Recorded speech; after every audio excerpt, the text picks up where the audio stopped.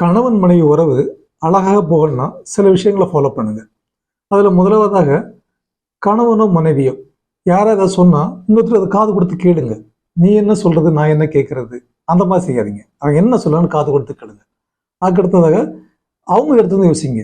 இப்போ கணவன் சொல்றத மனைவி கணவன் எடுத்து யோசிக்கணும், மனைவி சொல்றத கணவன் மனைவி எடுத்து யோசிக்கணும். அவங்க எடுத்து யோசிக்கும் போது தான் அவருடைய நியாயங்கள் நமக்கு புரிய வரும்.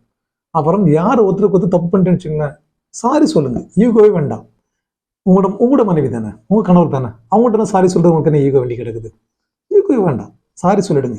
அதே மாதிரி அவங்க ஏதாவது சின்ன சின்ன விஷயங்கள், மனைவி ஒரு சின்ன நீங்கள் சாம்பார் வச்சுக்கிறாங்க, பாராட்டுங்க.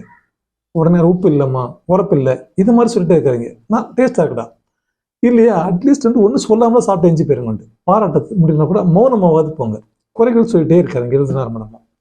ஒருத்தருக்கு ஒருத்தர் உறுதுணையாக இருக்குங்க. உனக்கு நான் இருக்கிறேன், அதை சொல்லி பாருங்க.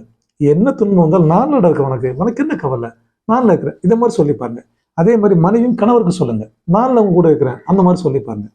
ஒருத்தருக்கு ஒருத்தர் உறுதுணையாக இருங்க, குறைகள் சொல்லாமல் நிவர்த்தியாக இருங்க, ஈகோ பார்க்காம வாழுங்க. ஒருத்தருக்கு ஒருத்தர் சொல்ற விஷயங்களை பரிமாறிக்குங்க. எல்லாத்துக்கும் மேலாக உண்மையாக இருங்க. ஒருத்தருக்கு ஒருத்தர் உண்மையாக இருந்து பாருங்க, நிச்சயமாக அந்த உறவு நல்லதாக இருக்கும்.